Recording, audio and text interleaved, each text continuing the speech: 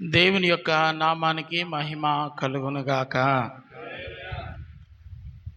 ఈ సాయంకాల వేళలో మనం ధ్యానించబోయే దేవుని యొక్క వాక్యము దినవృత్తాంతములు 2వ గ్రంథము 7వ అధ్యాయము 14వ వచనం ఈ విధంగా వ్రాయబడి ఉంది. దేవుడు చెబుతున్నటువంటి మాట ఇది: నా పేరు పెట్టబడిన నా జనులు తమ్ము తాము తగ్గించుకొని ప్రార్థన చేసి నన్ను వెదకి తమ చెడు మార్గములను విడిచిన ఎడల ఆకాశము నుండి నేను వారి ప్రార్థన విని వారి పాపమును క్షమించి వారి దేశమును స్వస్థపరచుదును. చక్కటి సూచనతో కూడినటువంటి వాక్యాన్ని దేవుడు ఈ భాగంలో పొందుపరిచి ఉంచాడు. ఇక్కడ సంతోషించవలసినటువంటి అంశము ఉంది, బాధపడాల్సినటువంటి అంశము ఉంది. దేవుడు మన దేశాన్ని స్వస్థపరుస్తాడు. ఆయన స్వస్థపరచాలి అంటే మనుషులు ఏం చేయాలో స్పష్టంగా దేవుడు వ్రాయించాడు. ఒక మంచి సందేశం, తన ప్రజలకు దేవుడిచ్చిన మంచి సలహా. ఇది మరొక మాట ఏంటంటే, మనం బాధపడాల్సిన విషయం ఏంటంటే, నేను ఆకాశము నుండి వారి ప్రార్థనని ఆలకిస్తాను అన్నాడు. ఇది కొంచెం బాధ కలిగించే అంశం. ఈరోజు మనుషులందరూ ఎలా ఉన్నారంటే, ఎవరి మట్టుకు వాళ్ళే మేమే నీతిమంతులము అన్నట్లుగా ఉన్నారు. నాలాంటి భక్తి ఎవరు చేస్తున్నారు, నాలాంటి ప్రార్థనలు ఎవరు చేస్తున్నారు, నేను ప్రార్థన ప్రారంభిస్తే ఎవరు నా ప్రార్థనకు సరిపోరు, నా భక్తి ఎలాంటిది, తరతరాలు చెప్పుకునే దాన ధర్మాలు నా జీవితంలో ఎన్నో మా పూర్వీకుల నుండి మేము చేస్తూ ఉన్నాం, మా ఇంటి దగ్గర కూటం పెడితే అదుర్సు,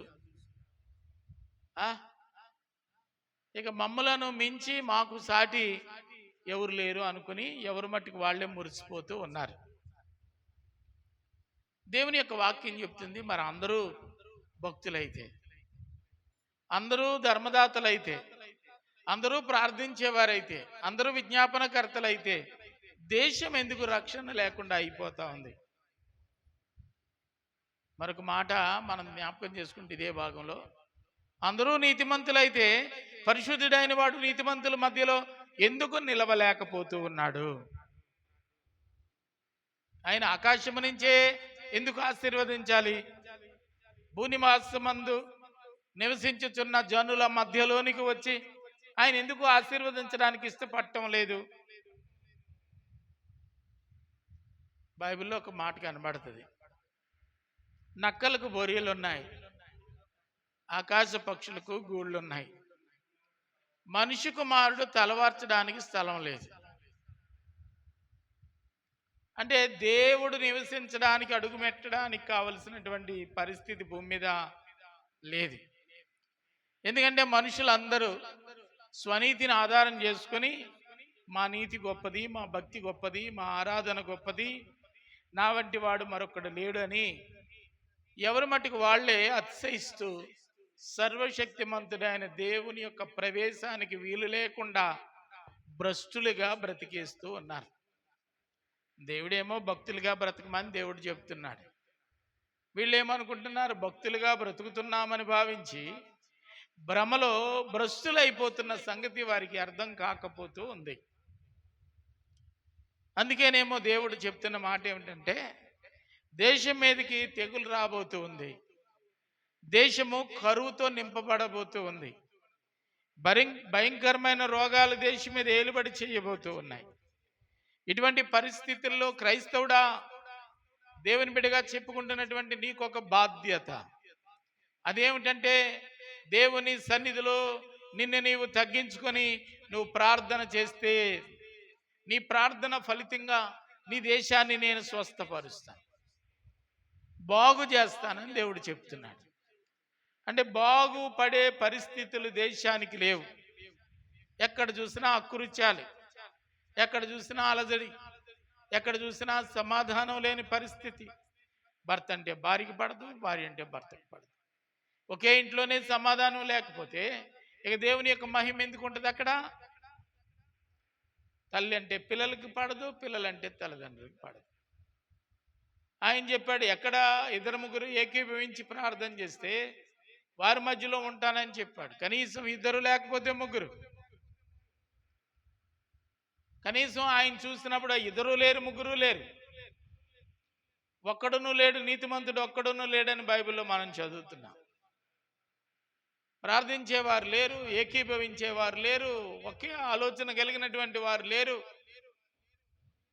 ఇంట్లో 5గురు ఉన్నారంటే 5గురు మనస్తత్వాలు వేరు.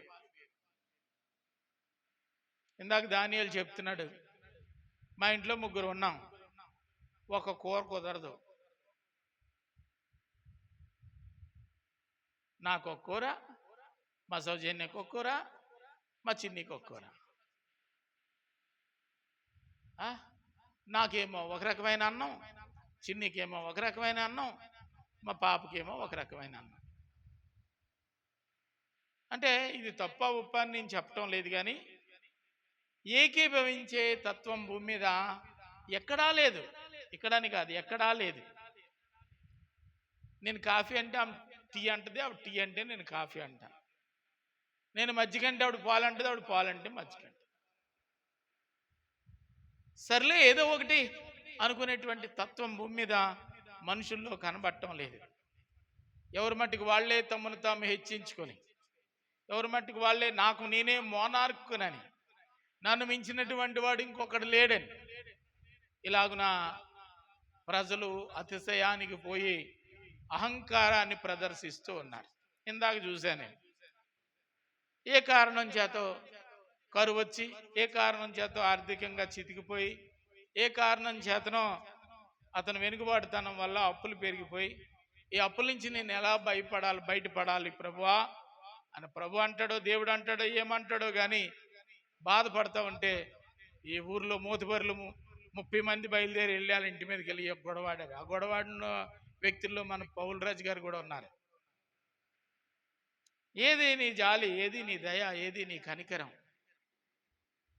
ఎందుకయ్యా ఇంతమంది వెళ్ళారు అన్నా అంటాడు. సంగతి ఏదో తేల్చేద్దామని అంటే అన్న, ఇంతమంది కలిసి ఒకడు అప్పుల పాలైపోతే, ఆర్థికంగా వెనుకబాటుతనం కలిగి ఉంటే, అతను ఒకవేళ నిజంగా తీర్చలేని అప్పు ఉంటే కనుక మీరు అందరూ కలిసి ఆ అప్పును ఎందుకు కొట్టేయకూడదు అని నేను అడిగాను. 7,000 అప్పట 30 మంది వేసుకుంటే 30,000 కూడా కాదు కదా. మనిషి ఒక 500 సర్దుకుంటే ఆ మనిషి మీలో ఒకడైపోతాడు కదా. ఎందుకు ఈ హృదయం కఠినమైపోయింది జనాల్లో? ఎందుకు మాతో నీవు ఉండడానికి వీల్లేదని మనుషులు వేరు చేసి వాళ్ళ యొక్క హావభావాలు ప్రదర్శిస్తూ ఉన్నారు. ఇక్కడి నుంచి అక్కడికి వెళ్ళిన 30 మంది ఎటువంటి నీతిమంతులు అని చెప్తే వచ్చిన దారిని మళ్ళీ వెళ్ళరు. వీళ్ళకి ఉన్నాయి, ఇక్కడ లేవుగాక లేకపోతేనేమో కానీ ఈ ఈదులోకి వెళ్తే మళ్ళీ ఆడ ఎదురొస్తాడేమో ఆ ఈదులోనికి వెళ్ళిపోయే రకాలే. నీ పరిస్థితిలో నేను సహకారిగా లేకపోతే, నా పరిస్థితిలో బాధాకరమైన పరిస్థితుల్లో నువ్వు సహకారిగా లేకపోతే ఏ బంధాలు ఎందుకు, ఏ బాంధవ్యాలు ఎందుకు? పొసగని పరిస్థితుల మధ్యలో మనుషులు బ్రతుకుతూ ఉన్నారు.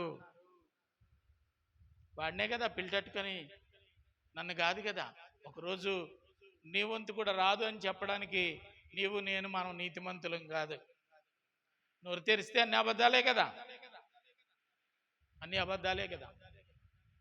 ఇలాంటి మాయాలోకంలో మనం ఉన్నాం. అంటే ఉదయం బ్యాచ్ని నేను అనటం లేదు, లేకపోతే ఇప్పుడు నేను చెప్పిన కుటుంబం గురించి అనటం లేదు.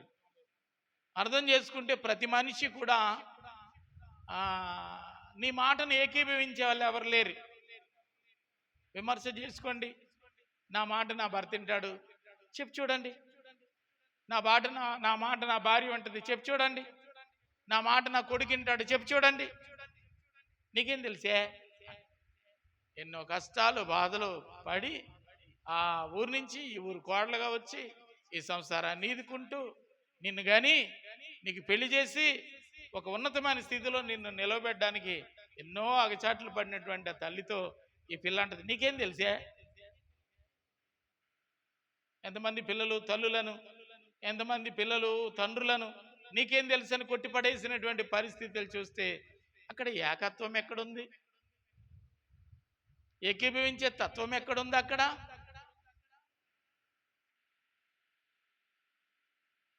సంఘంలో సమానత్వం ఏది? దేశంలోనే పొసగని పరిస్థితులు ఉన్నందువలన దేవుడు కాలు మోపడానికి ఇష్టపడలేదు. మీరు కనుక మారితే నేను ఆశీర్వదిస్తానన్నాడు. ఎక్కడి నుంచి ఆశీర్వదిస్తాడట? నేను మీ మధ్యలోనికి వచ్చాను చెప్పలేదు, ఆకాశము నుండి ఆశీర్వదిస్తాడు మారినటువంటి వారిని. ఏం భూమి మీదకి ఎందుకు రాలేకపోతున్నాడంటే భూమి అంతా పాపంతో నిండుంది, కక్షలతో నిండుంది, ఆవేశాలతో నిండుంది. ప్రేమ లేదు, చల్లారిపోయింది. ఒకప్పుడు ఉండేది, ఇప్పుడు ప్రేమ లేదు. మరి ఈ ప్రేమ లేని మనుషులు పరలోకానికి వెళ్తారు? దేవుని సన్నిధిలో ఎలా ఉంటారు? నాకు తెలియక అడుగుతాను. ఒకవేళ బైబిల్లో ఏదైనా వచ్చునని చెప్పుంటే మీ కొరకు దేవుని రాజ్యం సిద్ధముగా కాచుకొని ఉందని బైబిల్లో ఏదైనా రాసుంటే నాకు చెబితే నేను కూడా మీ మార్గంలో నడుస్తా. క్షమించే మనసు లేదు. క్షమించినప్పుడే కదా దేవుడు మనల్ని క్షమిస్తాడు. నువ్వు కనికరించినప్పుడే కదా దేవుడు నిన్ను కనికరిస్తాడు. నువ్వేమీ కావాలని ఆశపడుతున్నావు, అది నీ చుట్టూ ఉన్న ప్రజల కొరకు నువ్వు చేయగలిగిన నాడు దేవుడు నీ జీవితంలో అద్భుతం చేస్తాడు.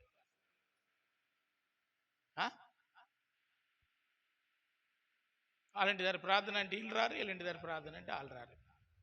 భక్తులే మళ్ళా ఆదివారం ఏ పాప మెరుగని ఓ పావనామూర్తి పాప విమోచకుండా రొట్టె మొక్క తినేస్తాం, ద్రాక్షారసం తాగేస్తాం, సంస్కారంలో పాల్గొంటాం. జబ్బులు రావా? శ్రమలు రావా? బైబిల్ రాసిందా? కొరింథీయులకు రాసినటువంటి పత్రికలో రాసలేదా? అందుకే మీలో చాలా మంది రోగులై ఉన్నారు, చాలా మంది నిద్రించుచున్నారని రాస్తుంది. ఎక్కడ పరిశుద్ధత? ఎక్కడ క్షమాగుణం? ఎక్కడ? వాళ్ళని అడిగితే వీళ్ళ గురించి చెప్తారు, వీళ్ళని అడిగితే వాళ్ళ గురించి చెప్తారు. మరి మనందరి గురించి చెప్పుకునేవాడు ఒకడు ఉన్నాడు కదా. మనందరి గురించి చెప్పుకునేవారు లేరా? అపవాది ఎప్పుడు వాడు ఒక డైరీ పట్టుకొని మర్చిపోతానేమోనని డైరీ పట్టుకొని నీ కార్యాలు అన్నీ పట్టుకొని ఒకరోజు సభా వేదిక మీద తండ్రి అయిన దేవుడు ఉండగా అపవాది వచ్చి నిలబడినప్పుడు నువ్వు ఎక్కడి నుంచి వచ్చా అంటే భూమి మీద అటు ఇటు తిరుగుతూ వచ్చాను. అంటే ఇక్కడ ముచ్చట్లన్నీ పట్టుకెళ్ళేవాడు ఒకడు ఉన్నాడు కదా. నా సంగతులు ఏమి ఆడెట్టుకెళ్ళడానికి నేనేమి తప్పుడు మనిషిని కాదులే, నేనేం తప్పు చేయలేదులే అని ఒకవేళ నువ్వు భావిస్తే నువ్వు మోసం చేసుకున్నట్టే. నా వలన ఏ తప్పుదము లేదని చెప్పగలిగిన వాడు యేసుక్రీస్తు ఒక్కడే భూమి మీదకి వచ్చి దయాహృదయం, ఆయన దయ వలన మనం ఈ భూమి మీద కాసిన్ని మెతుకులు తినగలుగుతున్నాం, చక్కగా క్షేమంగా ఉండగలుగుతున్నాం. నీవు ఇతరులకు దయ చూపించలేనప్పుడు నీకు చూపించే దయ నిలిచిపోద్ది. ఇలాంటి పరిస్థితి దేశమంతా ఉంది. అంటే దేశం పాడైంది. చెప్పండి, దేశం ఏమైందండి? అందరు చెప్పాలి, దేశం ఏమైంది? పాడైన దేశాన్ని బాగు చేయగలిగినటువంటి వాడు మన దేవుడు తప్ప ఇంకెవ్వరి వలన కాదు. ఈ పాడైన ఈ పాపలోకంలో నువ్వు నేను ఉన్నాం, బాధపడాలి. ఎందుకు బాధపడాలో తెలుసా? మన చుట్టూ ఉన్న సమాజం చెడిపోయినప్పుడు అందరూ పెద్దలో మాట అంటూ ఉంటారు, కొంతకాలం వారితో ఉంటే వారే వీరైపోతారు. దొంగల మధ్యలో ఉన్నప్పుడు నువ్వు దొంగవైపోయే ప్రమాదం ఉంది. మోసగాళ్ల మధ్యలో నువ్వు మోసగాడిగా మారిపోయే ప్రమాదం ఉంది. నీ పవిత్రతను పోగొట్టుకునే ప్రమాదం ఉంది. అందువల్ల నీ చుట్టూ ఉన్న సమాజం బాగున్నప్పుడే నువ్వు బాగుంటావు. కాబట్టి నేను బాగుండాలి అంటే నా చుట్టూ ఉన్న సమాజం బాగుండాలి. సమాజం యొక్క క్షేమము కోరి మనం ఏం చేయాలంటే తెలుసా? ప్రార్థన చేయాలి. దేవునికే మహిమ కలుగును గాక. ఎలాంటి ప్రార్థన గురించి రాయబడిన మాట ఏమిటంటే, ఎవరిని గురించి చెప్పబడిన మాట అంటే, నా పేరు పెట్టబడిన నా జనులు. బయటోళ్ళకి కాదు ఈ సందేశం, క్రైస్తవులు అనబడినటువంటి వారికి, క్రీస్తు కొరకు నేను బ్రతుకుతానని ప్రతిష్ట చేసుకున్న వారికి ఈ మాట వ్రాయబడి ఉంది. ఏమనంటే, తమ్మును తాము తగ్గించుకొని భేషజాలకు పోకూడదు, నా ఎంతటోళ్ళు లేరు అని అనుకోకూడదు, అందరికంటే నేనే గొప్ప అని అనుకోకూడదు. పరిసయ్యని ప్రార్థన, సుంకరి ప్రార్థనలను గురించి మనం విన్నాం. తన గురించి తను ఎన్ని గొప్పలు చెప్పుకున్నాడు. ఆ వ్యక్తి చెప్పిన మాట, నీవు పరిశుద్ధుడు అని నేను ఎరుగుదును, నీ ఎదుట నేను అబ్బా తండ్రి అని పిలవడానికి కూడా అర్హుడని కాను అని చెప్పి తనను తాను ఎంతవరకు తగ్గించుకోగలడో అంతవరకు తగ్గించుకొని ప్రార్థన చేస్తే కనికరం పొందాడట.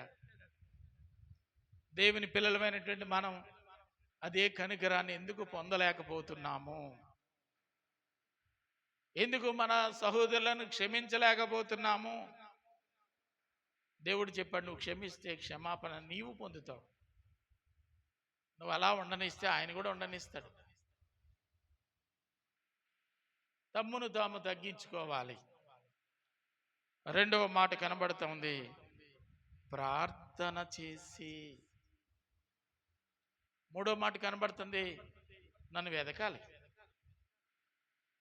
ఎక్కడున్నావయ్యా అని వెతకాలి. బైబిల్ అంతట్లో మనం చూస్తే దేవుడే మనుషులు ఎదుగుతున్నాడు, ఎక్కడున్నారా అని. మొట్టమొదటి గ్రంథమైనటువంటి ఆదికాండం 3వ అధ్యాయంలో, ఆదామా నువ్వెక్కడున్నావని ఆయన అడిగాడు. దేవుడా నువ్వెక్కడున్నావని మనుషుడు అడగలేదు. తప్పు చేసింది ఎవరు చెప్పండి? దేవుడా మనుషుడా? తప్పు చేసిన మనుషుడు ఏమంటున్నాడు తెలుసా? నువ్వే తప్పు చేసావు అంటున్నాడు. దేవుడు నిర్గాంతపోతున్నాడు, నేనేం తప్పు చేశాను రవా అంటే,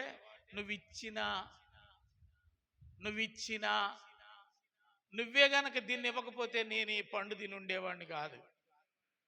అప్పుడు దాకా ముఖం ఇలా పెట్టుకొని మిడతలు పెరిగిపోతున్నాయి, నేను ఒక్కడనే ఉన్నాను, ఏట్రా దేవుడా నాకు ఈ పరిస్థితి అని ఇలాగ ముఖం పెట్టుకుని ఉన్నటువంటి వ్యక్తికి ముఖంలో ఆనందాన్ని పుట్టించడానికై తనకు భార్యని చేసి ఇస్తే, ఇప్పుడు అంటున్నాడు నువ్వు ఇచ్చావు కాబట్టి నాకు ఈ దరిద్రం పట్టింది అంటున్నాడు. అంటే నువ్వు దరిద్రం పాలైపోవాలని, శాపగ్రస్తమైన వ్యక్తిగా మారిపోవాలని దేవుడు నీకు ఇచ్చాడా అంటే, అవును దేవుడు ఇచ్చాడు. ఆయనకి ఎందుకు ఇచ్చాడు తెలుసా? బాగా బతకమని ఇచ్చాడు, భూమిని నిండించమని ఇచ్చాడు, ఆశీర్వాదం పొందుకోండి అని ఇచ్చాడు.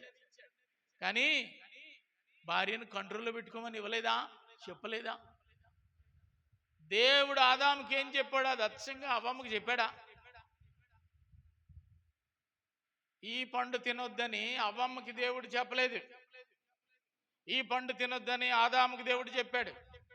ఈ ఆదాము నా భార్య విన్న మాట దాటదు, నేను చెప్పకుండా ఏం చేయదు అనుకుంటే, నువ్వు చెప్పకుండా సేల చేసేస్తారు పిల్లలు, జేబులో డబ్బులు తీసేస్తారు, ఇంట్లో బియ్యం అమ్మేస్తారు పట్టుకొని వెళ్ళి ఐసులకి, నీకు చెప్పకుండా సిటీ డబ్బులు పాడేస్తారు, నీకు చెప్పకుండా అమెజాన్లో ఆర్డర్ పెట్టేస్తారు. అర్థమైందా? ఆ ఆర్డర్ పెట్టింది నువ్వు పొందడానికి జేబుకి చిల్లెట్టేస్తారు. బట్టలు ఉతకడానికని జేబులు దులిపి అందులో మెల్లికి 500కి 5 సైడ్ వేసేస్తారు. అడిగి 399 రూపాయలు ఇవ్వాలి కదా. నీకు చెప్పకుండా చాలా చేస్తారు. అలాగని ఆడజాతిని నేను కించపరచటం కాదు, స్వాతంత్రం చనువు. మా ఆయన సొమ్ము మీద నాకు తప్ప ఇంకెవరికి అధికారం ఉంటుంది? నిజమే, నీకు అధికారం ఉంటుంది, కానీ ఒక్క మాట చెప్పాలా, దేవునికే మహిమ కలుగును గాక. ఓ పాస్టర్ గారి భార్య ఏం చేసిందంటే, పాస్టర్ గారు ఏమో ఇల్లు కొందామని 6 లక్షలు దాచాడు, ఇంటి స్థలం కొందామని 6 లక్షలు దాచాడు. ఆయన అన్నాడు మంచి స్థలం చూద్దామంటే, బొడ్డుపిల్లి తిరిగాము, ధర్మసారం తిరిగాము, అలా ఆ ఊరు తిరిగాం, ఈ ఊరు తిరిగాం, బలిఘట్టం తిరిగాం, అన్ని తిరిగాం. మొత్తం మీద ఒక చోట చూసాం. ఇంకా రేపు ఇంట్లో డబ్బులన్నా తీసుకొచ్చి అడ్వాన్స్ ఇవ్వటం, రాయించేసుకోవడం, రిజిస్ట్రేషన్ చేసేసుకోవడం అని చెప్పి అనుకున్నాం. ఇంటికి వెళ్ళేసరికి ఈ పాస్టర్ గారికి గుండె ఆగిపోయిన పని అయింది.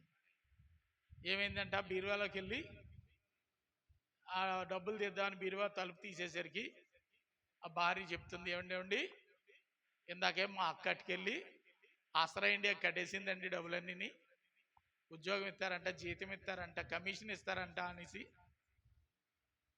అని చెప్పి సావు కబురు చల్లగా చెప్పు.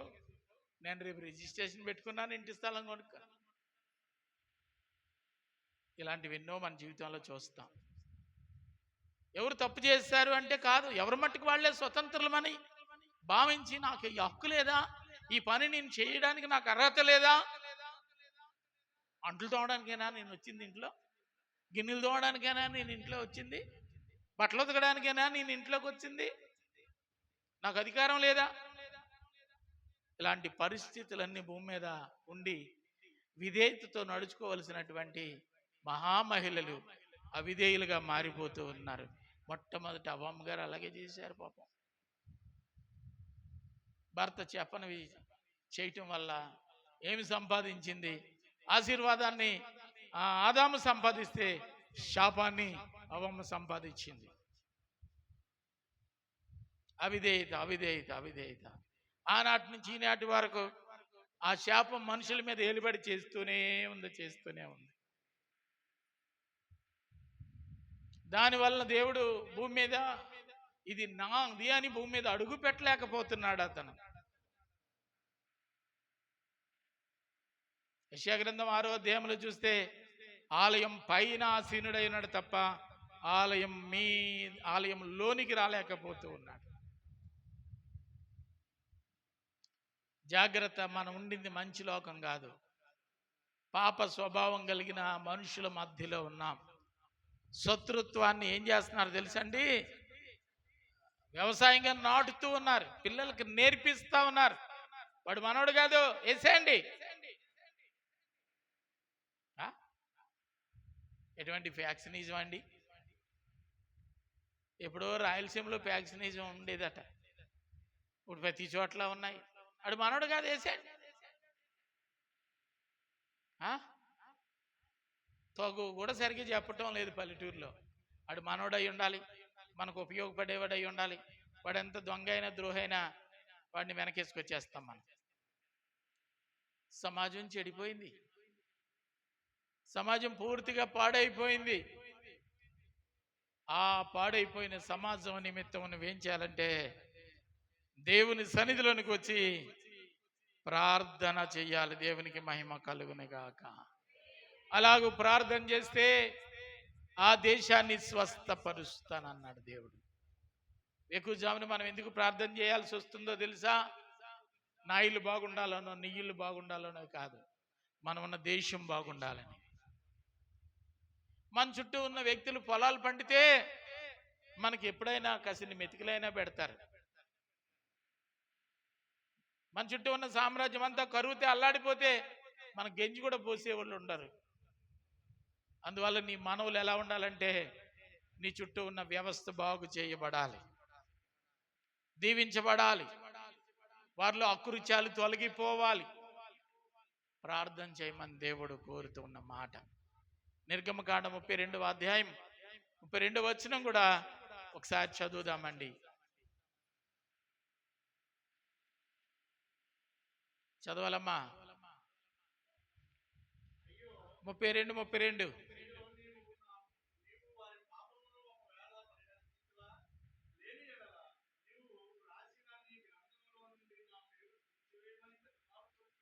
దేవునికి మహిమ కలుగును గాక. ఇక్కడ భక్తుడైన మోషే చేస్తున్న ప్రార్థన ఈ విధంగా ఉంది. ప్రభువా, నా జనుల పాపములు క్షమించండి, వీళ్ళు నీ జనులు, వారి పాపములు క్షమించండి. ఒకవేళ క్షమించకపోతే నీ గ్రంథములో నా పేరు రాసావు చూసావు, దాన్ని కూడా తీసేయండి. ఇప్పుడు దేవుడు డోలాయమానంలో పడ్డాడు. ఏమంటాడు? నేను వాళ్ళతోనే ఉంటాను, వాళ్ళు శాపగ్రస్తులై నాశనం అయిపోతే నేను నాశనం అయ్యేటట్లు నీ జీవగ్రంథంలోంచి నన్ను తీసేయి. అంటే ప్రజల యొక్క క్షేమమును కోరి తను త్యాగమైపోవడానికి తను ప్రార్థన చేశాడు. అలాంటి ప్రార్థనా పరులేరి, ప్రభువా నీకు ఇష్టం క్షమిస్తే క్షమించు, లేకపోతే వదిలే, వాళ్ళే సంకనాకి పోతారు. ఇదే మన ప్రార్థన. ఖచ్చితంగా వాళ్ళు బాగుండాలి, ఖచ్చితంగా వాళ్ళను బాగు చేయాలి, ఖచ్చితంగా వాళ్ళు స్వస్థపరచబడాలి, ఖచ్చితంగా వారి గర్భఫలం పొందాలి, ఖచ్చితంగా వాళ్ళు మంచి గృహాన్ని సంపాదించుకోవాలి, ఖచ్చితంగా వాళ్ళు రక్షణ పొందుకొని నీ సంఘంలోనికి చేర్చబడాలి, ఖచ్చితంగా ఖచ్చితంగా ఖచ్చితంగా అని నువ్వు ప్రార్థన చేయాల్సి. అలా ప్రార్థన చేయకపోతే నేను ఒక్కడిని రక్షింపబడడం వల్ల ప్రయోజనం ఏముంది ప్రభువా? నేను ఒక్కడిని నీ రాజ్యానికి రావడం వల్ల ప్రయోజనం ఏముంది ప్రభువా? నా భర్త ఏమో పతాళానికి, నేనేమో పరలోకానిక, నా పిల్లలేమో అగ్నిగుండానికి, నేను నిత్య మహిమలోనిక, వాళ్ళు లేని బ్రతుకు నాకెందుకు? పరలోక దేవతలు ఎదుట నా భక్తిని గురించి నువ్వు కొనియాడినప్పుడు నాకు ఘనత ఏముంది ప్రభువా? నా భర్తను నేను రక్షించుకోలేని దౌర్భాగ్యురాల్ని, నా పిల్లల్ని నేను రక్షించుకోలేని దౌర్భాగ్యురాల్ని, ఇటువంటి నేను నీవు మహిమ కిరీటాన్ని ధరించడానికి సిద్ధమైనప్పుడు దానికి పొందడానికి నేను ఎలాగో యోగ్యురాలను అవుతాను ప్రభువా? కాబట్టి వాళ్ళని రక్షించలేకపోతే నన్ను కూడా వాళ్ళతో పాటు వదిలే.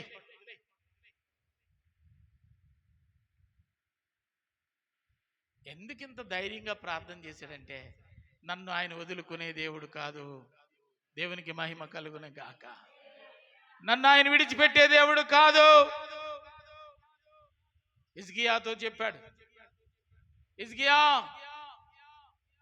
నువ్వు వెళ్ళి నీ ఇంటిని చక్కబెట్టుకో అన్నాడు. కరుణ గల యేసయ్య. కాబట్టి అదే ధైర్యంతో అంటున్నాడు, వాళ్ళని మారుస్తావా? మార్చు, లేకపోతే వాళ్ళతో పాటు నన్ను నరకంలో దూసి అన్నాడు. వాగ్దానం చేసిన దేవుడు వాగ్దానం నెరవేర్చకుండా ఊరుకుంటాడా? దేవుని సన్నిధిలో అటువంటి బాధ్యతతో కూడినటువంటి, భారంతో కూడినటువంటి ప్రార్థన చేసే అనుభవం ఈ రోజుల్లో ఎంతమందికి ఉంది? తన్ని పెట్టి దొంగడు ఉంటున్నారు, తెల్లారిన లేవటం లేదు. ప్రపంచం ఒకవైపు మండిపోతా ఉంది, ఒకవైపు వడగళ్ళు వర్షం, మరొక వైపు భూకంపాలు, మరొకవైపు పట్టణాలు కాలిపోతున్నాయి, మరొక వైపు వేసిన విత్తనాలు ఎండిపోతున్నాయి, ఆకాశ పక్షులు తినేస్తున్నాయి, పంటలు లేవు, పొలాల కింద కావలసిన నీరు లేదు. మన రాష్ట్ర పరిస్థితి నీకు అర్థం అవ్వలేదు, కానీ నాయకులకు ఎప్పుడో అర్థమైపోయింది. వర్షాలు రావు, ఈ సంవత్సరం పంటలు కష్టమే, చాలా భయంకరమైనటువంటి పరిస్థితులు ప్రజలు ఎదుర్కోవలసి ఉందని. నీకెందుకో అర్థం అవటం లేదు. జూన్ నెలలు వస్తే ఉడుపులన్నీ అయిపోయాయి. తొలకల వర్షం జూన్ నెలలో వచ్చేది, జూన్ పోయింది, జూలై పోయింది, ఆగస్టు కూడా పోతుంది. ఎవరి పొలంలో ఆకుమడి ఆకు మొలిచి ఉడుపుకి సిద్ధంగా ఉందో చెప్పండి? ఏమైనట్టు? ఏమైనట్టు? ఏమైనట్టు? పరిస్థితి ఇలాగే ఉంటే నువ్వు పంట కాలం వచ్చేసరికి, కోతకాలం వచ్చేసరికి నువ్వేమి కోస్తావు? గడ్డి తప్ప. వర్షం లేకపోతే గడ్డి ఉండదు పశువులకి. పంట పోయినట్ట, పండుతున్నట్ట. ఏది నీ ప్రార్థన? ఏడ్చావా? ఏడ్చావా? పాడైపోతున్న దేశం కొరకు పంటలు లేక ఆకలితో అల్లాడిపోయే రోజులు రాబోతూ ఉండగా ఏడ్చావా? పని పాట లేకుండా మడిగట్టు చుట్టూ తిరిగితే నీ పంటలు పండవు. అంగలార్చేవారు కావాలి, ఏడ్చేవాళ్ళు కావాలి, ప్రార్థన చేసేవాళ్ళు కావాలి. ఒక్కడు ఏలియా ప్రార్థన చేశాడు, అరచేంత మేఘం వచ్చింది, ఆహారము భూమి మీద సమృద్ధిగా పండునట్లుగా కావలసిన అరచేయి మేఘము గొప్ప వర్షముగా నిలిచింది. ఒక్కడు చేసిన ప్రార్థన. సంఘంలో ఎంతమంది ఉన్నారు? గ్రామంలో ఎన్ని సంఘాలు ఉన్నాయి? పట్టణంలో ఎన్ని సంఘాలు ఉన్నాయి? మన మండలంలో ఎన్ని సంఘాలు ఉన్నాయి? మన జిల్లాలో, దేశంలో, రాష్ట్రంలో ఎన్ని సంఘాలు ఉన్నాయి? వీళ్ళందరూ ప్రార్థనలు ఏమైపోతున్నాయి?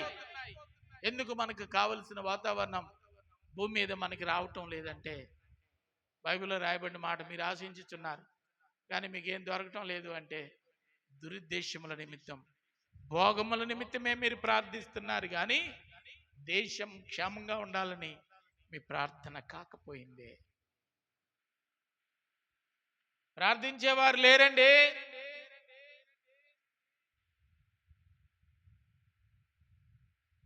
ఇక్కడ ఉన్నటువంటి వారిలో ఎంతమంది వేకుజామునే లేచి మీ కుటుంబం కొరకు, మీ పిల్లల కొరకు, మీ భర్త కొరకు, మీకు అనుగ్రహించినటువంటి పశు సంపద కొరకు, మీ బంధువుల కొరకు, కన్నింటి వారి కొరకు, అత్తింటి వారి కొరకు, కనుక్కున్న నీ కడుపును పుట్టిన పిల్లల కొరకు ప్రార్థించిన వాళ్ళు ఎంతమంది ఉన్నారు?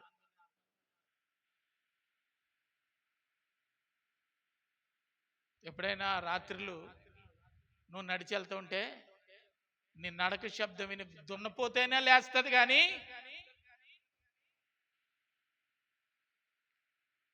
మనం ఎందుకు లేవలేకపోతున్నాం? మనం ఎందుకు లేవలేవు? ఇదే నా భక్తి. ఇందుకోనే ప్రభు నిన్ను రక్షించింది. ప్రార్థనకు రాము, ఆరాధన ఉండదు, వ్యక్తిగతమైన ప్రార్థన ఉండదు.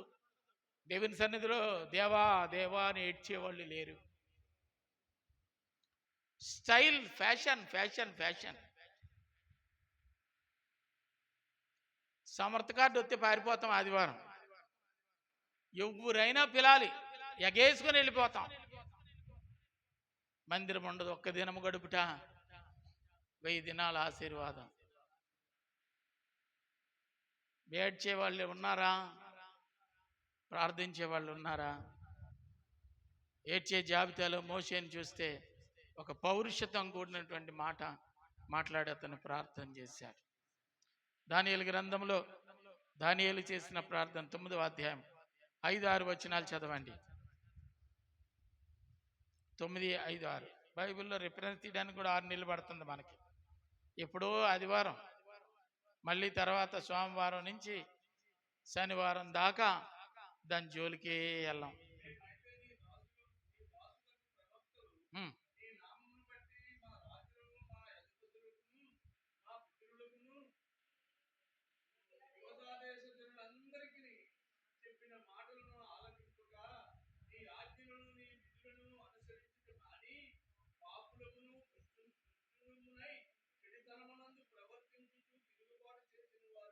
దేవునికి మహిమ కలుగును గాక. ఏం రాశారండి? మేమైతే మీ దాసులమగు ప్రవక్తలు నీ నామమును బట్టి మా రాజులకును, మా అధిపతులకును, మా పితరులకును, యూదా దేశపు జనులందరికీ చెప్పిన మాటలు మేము వినలేదు మహాప్రభు.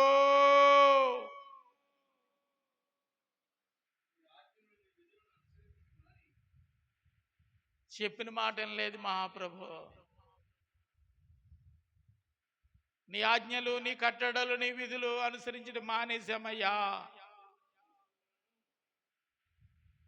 గుండెలు బాదుకొని ఏడుస్తూ ఉన్నారు. దానియేలును గురించి దేవుడు చెప్పిన మాట ఏమని చెప్పాడు? నా బహుప్రియుడు అని చెప్పాడు దేవుడు. దానియేలు గురించి దేవుడు ఏం చెప్పాడు? నీవు బహుప్రియుడు అని దేవుడు చెప్పాడు. దానియేలు ఏమని చెప్తున్నాడు తెలుసా? మేము పాపులమో, నీ మాట వినలేదయ్యా. గుండెలు బాదుకొని చెప్తున్నాడు. ఒప్పుకునే ధైర్యం నీకుందా? నీ ప్రజల పక్షంగా దేవుని సన్నిధిలో విజ్ఞాపన చేసే ఆ మనస్సు నీకుందా? మీలో పాపులు ఎంతమంది ఉన్నారు? లేచి నిలబడండి అంటే ఈ పక్కోడికి వచ్చి చూస్తాం, కానీ మన కాసి మనం చూసుకోం. అందరికీ తేలగాత్యం ఇచ్చి మన సంఘంలో పాపులు ఎవరంటే మన పేరు రాసుకోం. అప్యం శుభ్యం పేరు వస్తుంది, శుభ్యం అప్యం పేరు వస్తుంది.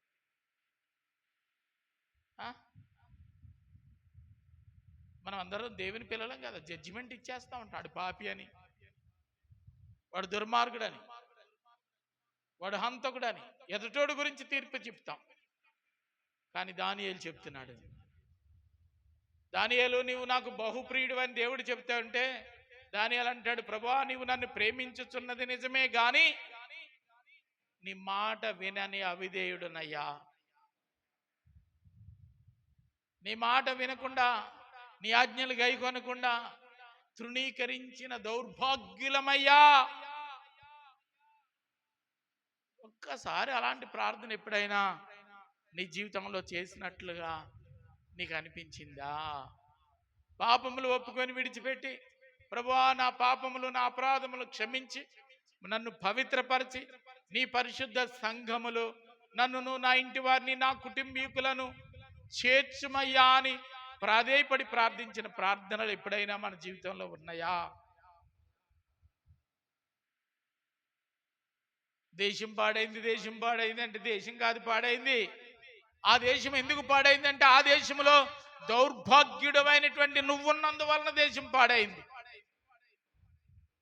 పాపములు ఒప్పుకోలేని భయంకరమైన పాపులైన మనమందరము ఆ దేశంలో ఉన్నందువలన దేశం పాడైంది.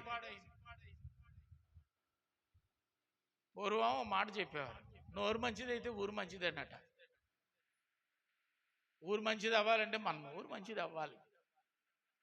దేశం మంచిది అవ్వాలంటే దేశంలో నువ్వు మంచివాడు అవ్వాలి. ఏది ఆ మంచిదనం?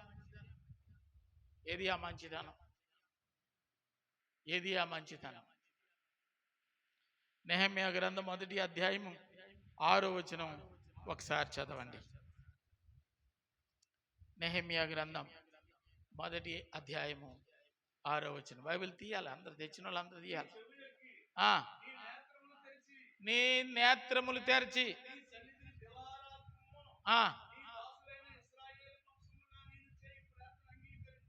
దేవునికి మహిమ కలుగును గాక.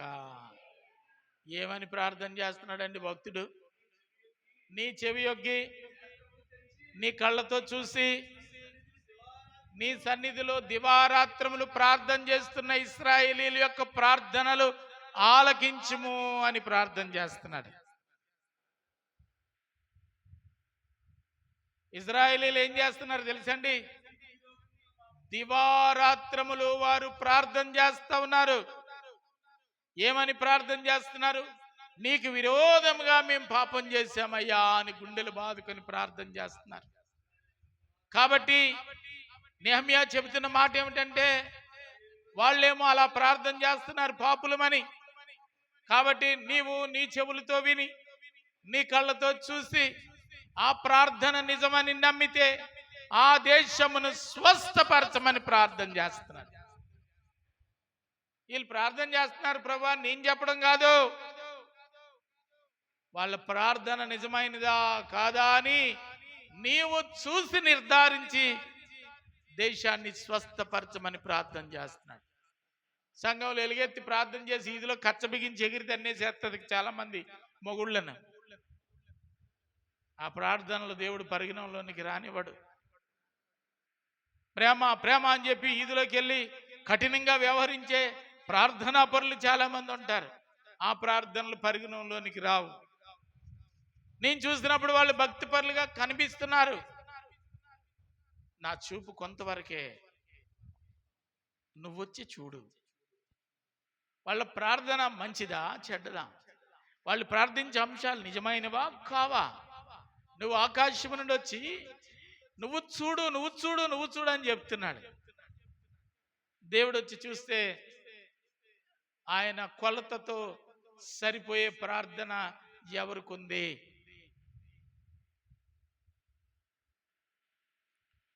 పౌలురాజు ఈ మాట చెప్పాలి, దానియేలు ఈ మాట చెప్పాలి, సమూయేలు ఈ మాట చెప్పాలి, నేను ఈ మాట చెప్పాలి. నువ్వు మధ్యరాత్రిలో వచ్చినా నీ దృష్టిలో నేను నిర్దోషిని ప్రభువా చెప్పగలనా? చెప్పగలనా? నేను పాపిని అంటే పక్క నుంచి ఆలకించి పెళ్ళం ఎక్కడ తినేస్తుందేమని భయం. నువ్వు మంచోడు అనుకున్నాను, పాపి అని ప్రార్థన చేస్తున్నావు. ఆ పాపం ఏంటో నాకు చెప్పు, ఆ పాపం ఏంటో నాకు చెప్పు, ఆ పాపం ఏంటో నాకు చెప్పు. లేదే, అలా చేయడం అలవాటు అయిపోయింది చర్చిలోని. చెయ్యకపోతే పాస్టర్ గారు ఏమో నేను పాపినని ఒప్పుకొని ప్రార్థన చేయలేదని ఆయన తినేస్తున్నాడు. నువ్వేం పాపం చేసావని ఇంటికి వచ్చి నన్ను తినేస్తున్నావు?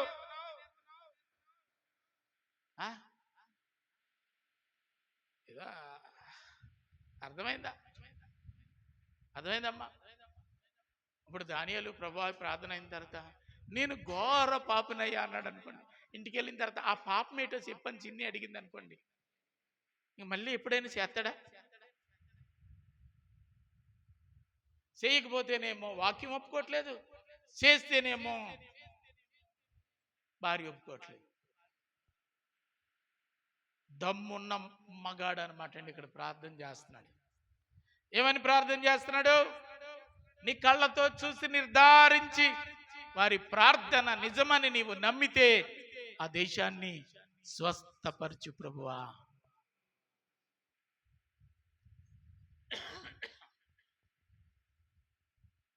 మన ప్రార్థనలు ధైర్యంతో కూడినటువంటి ప్రార్థనలు అయి ఉండాలి. ఆషామాషిగా కాదు, ఏదో నేను భక్తిపరుడుగా కనబడుతున్నాను తెల్లగుట్లు వేసుకుని కాబట్టి నన్ను ఆశీర్వదించాయి. కుదరదమ్మా. నీ రంగు ధరించిన వస్త్రములను చూసి నీకు దేవుడు మార్కులు వేయడు. నీ హృదయం తేటగా ఉండాలి, నిర్దోషమైన హృదయం కలిగి ఉండాలి, కల్మషం లేని హృదయం ఉండాలి, జాలి కలిగి హృదయం ఉండాలి.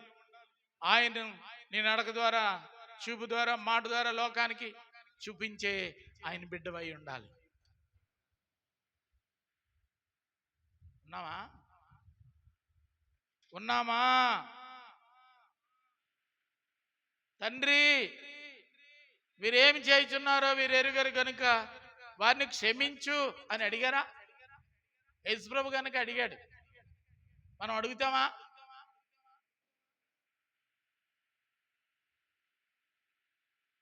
ఒక అమ్మనేమో మా మనవరాలు పుష్పవతి అయింది రా అంటే, మీ కూతురు పుష్పవతి అయినప్పుడు నాకు చెప్పావా? నేను ఎప్పుడు రమ్మంటున్నాను, నువ్వెప్పుడు సంగతి చెప్తున్నావు? బుర్రందా? బుర్రందా? ఆ రోజు నేను దొంగని, దుర్మార్గుడిని, మారు మనసు లేనివాడిని. పోనీ ఆ రోజు నీకు నచ్చినట్టుగా నేను పిల్లలేదు, ఈరోజు పిలిచాను కదా.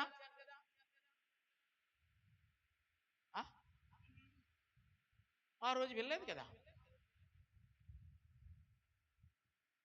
నీకెక్కడిది ఆ మాట చెప్పే దమ్ము? ఏ మాట అండి? తండ్రి వీరేమి చేయుచున్నారో వీరెరుగురు కనుక వీరిని క్షమించమండి. ఎక్కడ క్షమించే గుణం నీకుంటే బయలుదేరతావు, బయలుదేరతావు, బయలుదేరతావు. ఒక అమ్మ అడిగిందంట ఒక అమ్మని, సీని గారి ఇంటి దగ్గర ప్రార్థనకి రావా అని. దానికి నాకు మాటలేవమ్మా.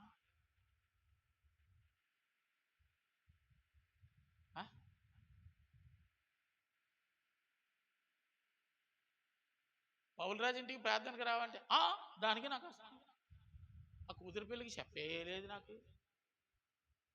వాళ్ళ కూతురు పెళ్ళికి చెప్పలేదంటే ఇప్పుడు ప్రభు ప్రార్థనకి ఇయ్యమ్మ రాదంట. ఏమిరా వాళ్ళ కూతురు పెళ్ళికి ఎందుకు చెప్పలేదురా, నువ్వెందుకు వెళ్ళలేదురా అంటే, నేను మైలింటికి వెళ్ళాను, నన్ను రావద్దన్నారని నేను రావడం మానేశాను, కానీ నా కాళ్ళ మీద కోపం లేదని ఆడాడు. ఎక్కడ క్షమాగుణాలు ఉన్నాయి చెప్పండి? నువ్వు అక్కడికి వెళ్తే ఇక్కడికి రావద్దు అన్నాడండి ఈ పెద్ద మనిషి. మైలుతో రావద్దు. నిజమే, అదేదో అతని సిద్ధాంతం. వాళ్ళే నేను మానేమన్నాడు కదా, మానేసాడు. తర్వాత దానికే ఉందిలే. తర్వాత మళ్ళీ స్నానం చేసి మిగతా కార్యక్రమం. సహృదయం ఎక్కడుంది? ప్రేమ ఎక్కడుంది? ఇందులో పత్తి కింద ఒక్కరలేదు, బంగారం ఒక్కరలేరు, పేర్లు మాత్రం బంగారమే. వజ్రం ఏమండి? వజ్రం, బంగారం. గోమేదకమా? గోమూత్రమా? గోమేదకమా? గోమూత్రంలో తయారయ్యి గోమేదకం అంటే అలాగా.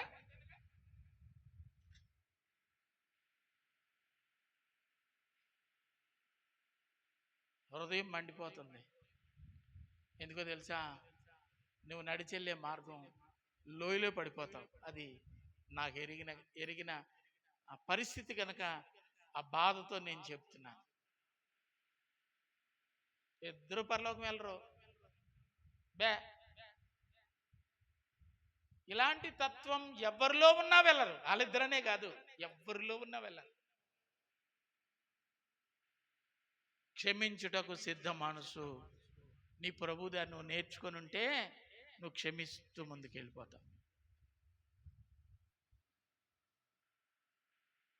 నీకు క్షమించే గుణం లేదు, నీకు క్షమించే గుణం లేదు.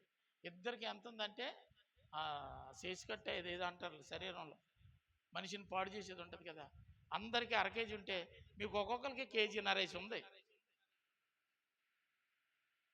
సుఖం లేదు. మన భక్తికి మార్కులు పడవు. జాగ్రత్త జాగ్రత్త. మీ ఇద్దరినే కదా, అందరినీ నేను మాట్లాడుతున్న మాట ఇది. వాక్యమునకు లోబడితే, విస్మరించకపోతే ఏం చేస్తాం తెలుసా? పరుగుని వెళ్ళి కౌగులించుకొని ఒకరినొకరు క్షమించమని అంగలారుస్తారనమాట. ఎందుకోసం తెలుసా? నువ్వు పెట్టే పిడికల మెతుకుల కోసం కాదు, ఆయన ఇచ్చే మోక్ష రాజ్యము కొరకు.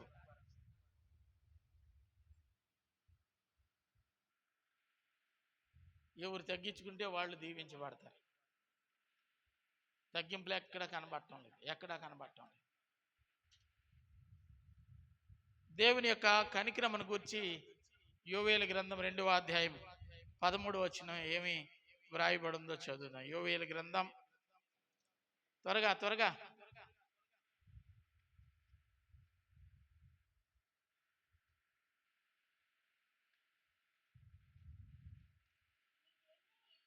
గట్టిగా. నీ దేవుడైన యెహోవా ఎలాంటోడటండి? కాటుకు మొక్కలోడు. అమ్మా ఎలా ఉంది? కరుణా వాత్సల్యము గలవాడు, శాంతిమూర్తియు, అత్యున్నత కృప గలవాడునయుండి తాను చేయనుద్దేశించిన కీడును చేయక పశ్చాత్తాపడుతూ కనుక మీ వస్త్రములను కాక మీ హృదయములను చింపుకొని ఆయన తట్టు తిరిగితే ఆయన కరుణ చూస్తారు.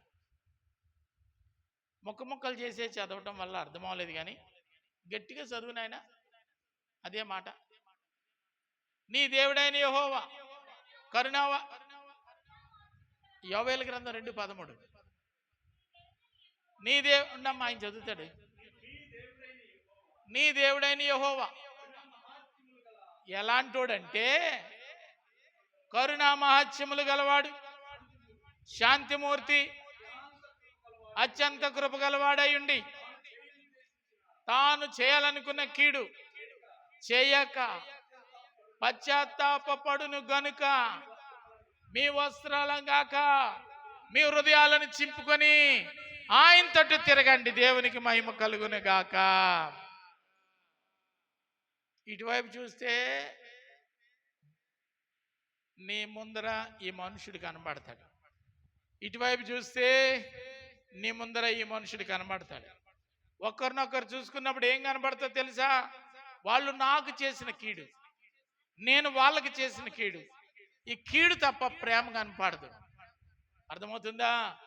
కాబట్టి ఈ కీడు వలన శాపం తెచ్చుకుంటున్నావు, నువ్వు తెచ్చుకున్నా, వాళ్ళు తెచ్చుకుంటున్నారు.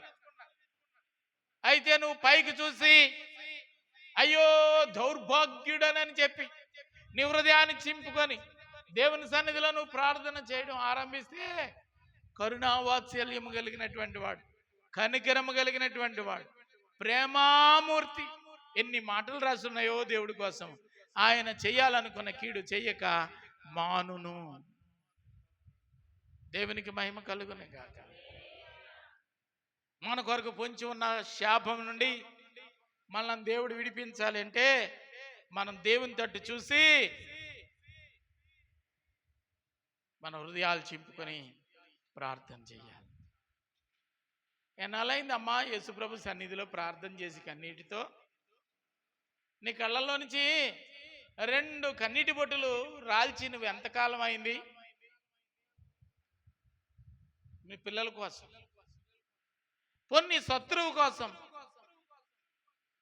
నీ దేశం కోసం, రక్షణ లేని కుటుంబాల కోసం కన్నీరు కార్చి 2 కన్నీటి బిట్లు రాల్చిన రోజులు ఎన్నాళ్ళు అయింది నీ జీవితంలో? చెరువులు ఎండిపోయినట్టుగా కళ్ళల్లో నీళ్ళు కూడా ఎండిపోయినాయా? కన్నీరు రావటం లేదా? అంత కఠినమైపోయిందా నీ హృదయం? అది పాషాణమైపోయిందా రాయా? అంత క్షమించలేని కఠినమైన హృదయం కలిగి ఉన్నావా నువ్వు? ఎక్కడ మా దేవుడు క్షమిస్తాడు? ఆయన కరుణామయుడే, కనికరమ కలిగిన వాడే, దయ చూపించేవాడే. మరి నువ్వు చూపించరా నా దగ్గరికి, నేను నీ మీద దయ చూపిస్తా. నువ్వేమో పీకల దాకా పగెట్టుకొని, ప్రభువా నీకు వందనాలైనా నేను ఎలాడదాను నీకు తెలవదా? ఎన్నో ఉపవాసాలు చేశాను, క్రిస్మస్కి ఎన్ని కోళ్ళు కోసాను, పాస్టర్ గారికి ఎంత కానుకలు ఇచ్చానో, నా భక్తి నీకు తెలియదా? అవన్నీ ఆయనకు అనవసరం.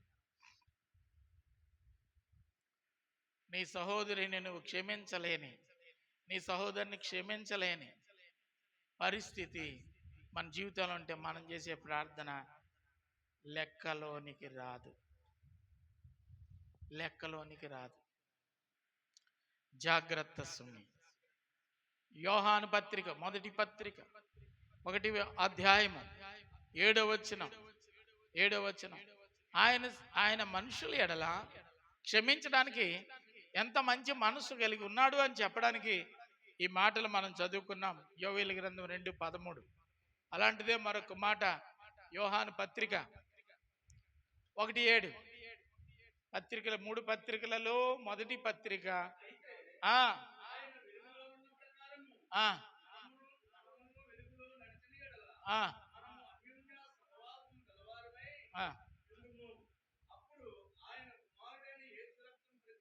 ఆయన కుమారుడైన యేసు రక్తం. మళ్ళా చదువుని ఆయన వెలుగులో ఉన్న ప్రకారం మనమును వెలుగులో ఉంటే,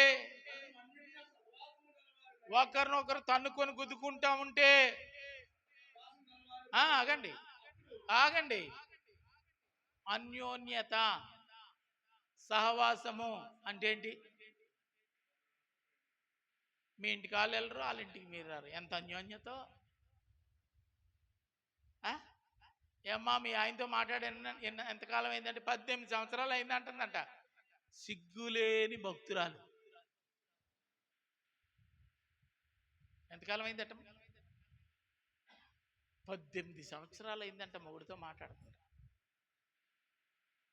మగోళ్ళ దగ్గర ఆడు కూర్చుంటాడు, ఆడోళ్ళ దగ్గర ఈవిడ కూర్చుంటుంది. ఈవిడా ఆకాశం అంతా 2 ఎత్తులు చేతులెత్తి దేవుడా స్తోత్రం నాయనా ప్రార్థన చేస్తుంది, ఆయన ప్రార్థన చేస్తాడు. వీళ్ళిద్దరు మొగుడు వెళ్ళాలని మాకు తర్వాత తెలిసింది.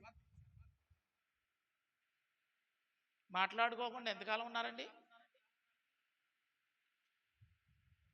చెప్పండారా? వినలేదా ఇప్పుడు దాకా? 18 సంవత్సరాలు ఒకే చర్చి, ఒకే సేవకుని బోధ, సంస్కారం తీసేసుకుంటున్నారు. 18 సంవత్సరాలు.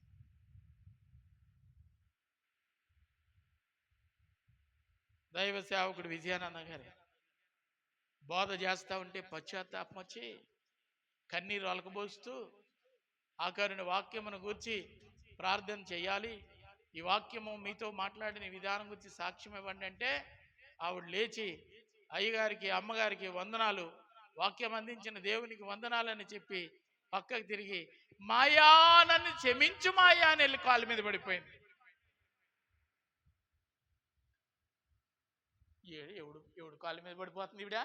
వాళ్ళిద్దరు మొగుడు వెళ్ళాలని సంగతి మాకు తెలియదు. మేము మందిరానికి వెళ్ళి 5-6 సంవత్సరాల్లో ఎప్పుడు వాళ్ళు భార్య భర్తలు అని తెలియదు.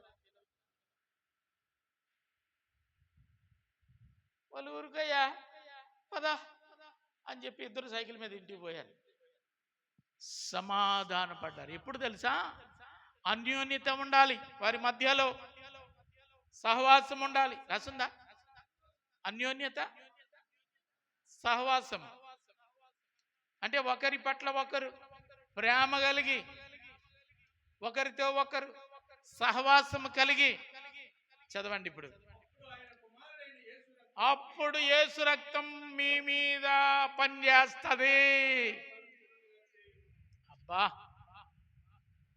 యేసు రక్తం ఎప్పుడు పనిచేస్తుందండి? అప్పుడు పనిచేస్తుంది. కళ వచ్చిందని లేచి యేసు రక్తం చేయి, యేసు రక్తం చేయి, యేసు రక్తం చేయి నువ్వు అన్నా ఆ యేసు రక్తం ఏమీ పని చేయదు. ఆ యేసు రక్తం ఎప్పుడు పనిచేస్తుందో తెలుసా? నీ సహోదరితో నువ్వు సమాధానం పడినప్పుడు, నీ భర్తతో సమాధానం పడినప్పుడు, నీ కుటుంబస్తులతో సమాధానం పడినప్పుడు నువ్వు యేసు రక్తం చెబితే అది పనిచేస్తుంది. లేకపోతే యేసు రక్తం లేదు, కుడితి రక్తం లేదు.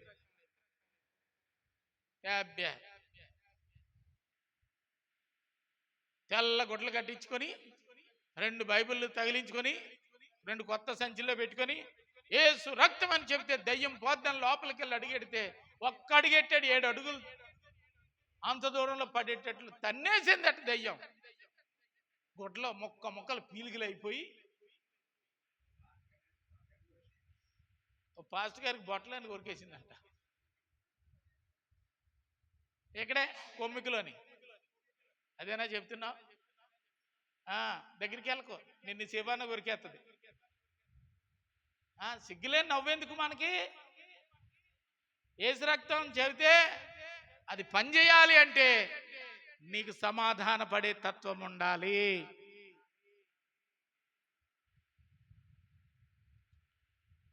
సమాధాన పడే తత్వం ఉండాలి.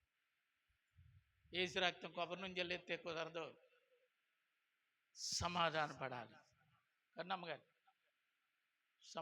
పట్టుదల వదిలేయాలి, బేషజాలకు పోకూడదు, క్షమాహృదయంతో అల్లాడిపోవాలి.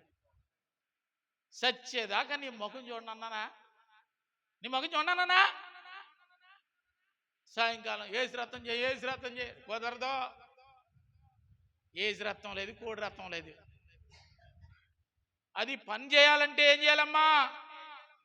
నువ్వే ఏం చేయాలి? మీ తోటికాళ్ళు నువ్వు మాట్లాడుకోవాలి, మీ యజమాని నువ్వు మాట్లాడుకోవాలి, మీ అమ్మ నువ్వు మాట్లాడుకోవాలి, మీ తమ్ముడు నువ్వు మాట్లాడుకోవాలి. సమాధానం కలిగి ఉండాలి. సమయంలో వాళ్ళందరూ ఇప్పుడు దెబ్బలాడుకున్నారని ఆయన చూస్తున్నాడు. సమాధానం కలిగి, అన్యోన్యత కలిగి ఉండాలి. దేవునికే మహిమ కలుగును గాక. బాబు కొంచెం లైట్లు గట్టి పెడితే కానీ రండి, అక్కడికి నేను రాను. ఆడి గుమ్మం తొక్కనాను కదా, తొక్కనానా? నన్ను తొక్కనానా? యేసు రత్నం పనిచేయదు. యేసు రక్తం పనిచేయాలంటే అన్యోన్యత, సహవాసము కలిగి ఉండాలి. దేవునికి మహిమ కలుగునుగాక. చదువుదాం, ఇంకా చదువుదామండి. యేస్కేలు గ్రంథం 22వ అధ్యాయము 3వ వచనం. యేస్కేలు గ్రంథం 22వ అధ్యాయం 3వ వచనం.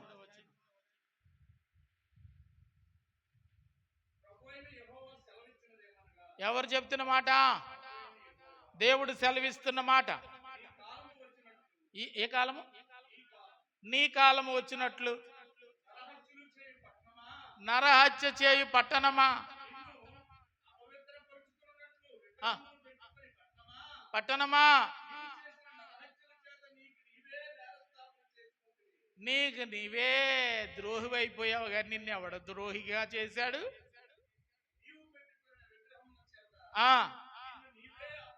నిన్ను నీవే అపవిత్రపరుచుకున్నావు, నీకు నీవే శిక్ష తెచ్చుకున్నావు, కారణమయ్యావు. కాబట్టి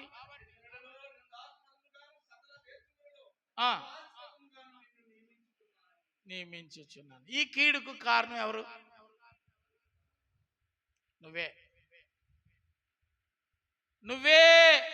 జీవము కలిగిన దేవుడు చెప్తున్న మాట, ఈ కీడుకు కారణం నువ్వే.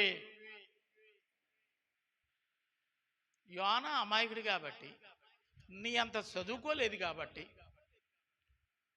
నీకున్న ఆలోచనలు ఆయనకి లేవు కాబట్టి, ప్రభువా ఈ కీడంతా నా వల్లే వచ్చింది అని అన్నాడు. మనం ఎందుకు అనమంటే ఆడు తెలియక అన్నాడు, కానీ నేను ఎందుకు అంటాను? బలనుడు ఈ సంఘం కాదు ఇంకో సంఘానికైనా పోతాను, కానీ నాది తప్పని నేను అనమన్నా అన్నాం. మన భక్తి అలాంటిది, ఎక్కడ తగ్గేదే లేదు. మళ్ళీ ఇలాగా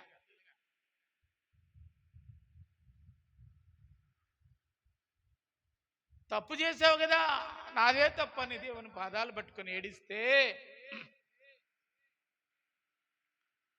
నేనెందుకు ఏడాలండి? నువ్వే ఏడు. నేనెందుకు ఏడాలి? నువ్వే ఏడు. ఏడ్చేవాళ్ళేరి, గుండెలు బాదుకునేవాళ్ళేరి, ప్రార్థించేవాళ్ళేరి, ప్రభు పాదాలు పట్టుకొని బ్రతిమలాడేవాళ్ళేరి. యోహాను పత్రిక, మొదటి పత్రిక 9వ వచనం కూడా చదవండి ఒకసారి. 7వ వచనం చదివాను, 9వ వచనం చదవండి.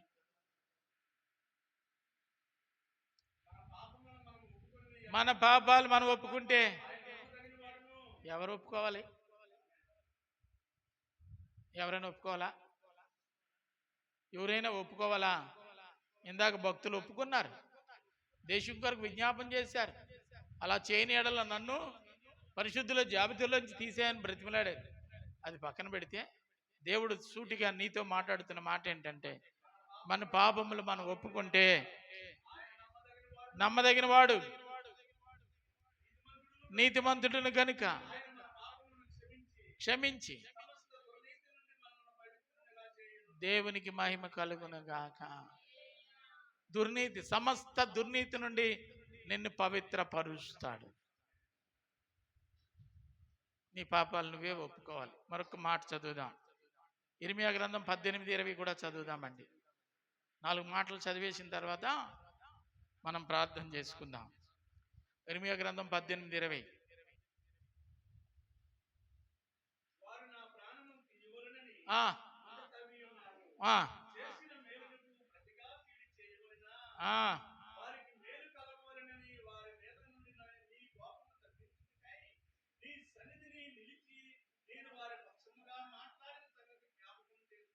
దేవునికి మహిమ కలుగును గాక. వాళ్ళు గుంట తవ్వారు, నేను నష్టపోవాలని అన్నారు, నా నాశనాన్ని వాళ్ళు కోరుకున్నారు. అయినా కానీ నేను వారికి కీడు రాకుండా ఉండాలని నీ సన్నిధిలో నేను ప్రార్థన చేయలేదా?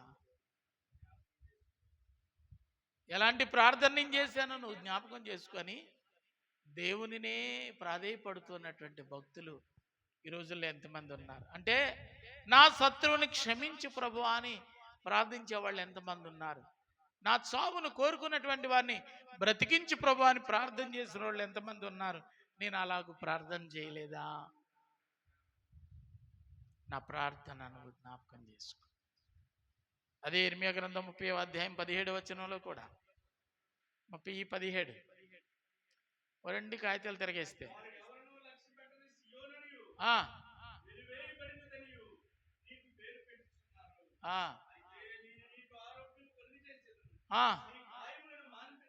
ఈ సియోనును గూర్చి నలుగురు 4 రకాలుగా మాట్లాడుకున్నప్పుడు నేను నీ మీద కనికరించి జాలిపడి నీకు ఆరోగ్యమును కలిగజేసి పూర్వపు వైభవాన్ని నేను నీకు ఇచ్చేవాడను. ఇది దాని యొక్క ఆంతర్యం. చదవండి 30:10.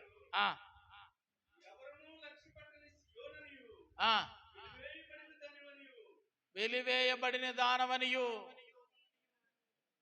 నీకు పేరు పెట్టుచున్నారు. అయితే నీకు ఆరోగ్యమును కలుగు చేస్తాను, నీ గాయాలు మానుపుతాను. ఇదే యెహోవా వాక్కు. చెడిపోయిన దాన్ని బాగు చేస్తాను అని చెప్పడానికి ఎందుకంటే రుజువులు మనకేం కావాలి? హబక్కుకు గ్రంథం 3వ అధ్యాయము 2వ వచనం. హబక్కుకు గ్రంథం 3వ అధ్యాయము 2వ వచనం. హబక్కుకు గ్రంథం 3వ అధ్యాయము 2వ వచనం.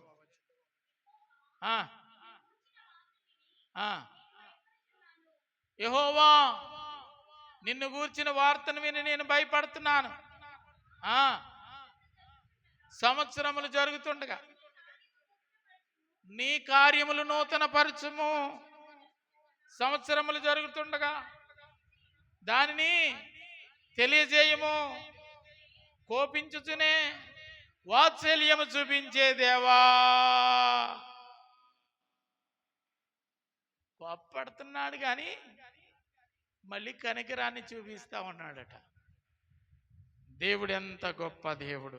మనం మొట్టమొదటి చదువుకున్న వాక్య భాగంలోనికి వద్దాం.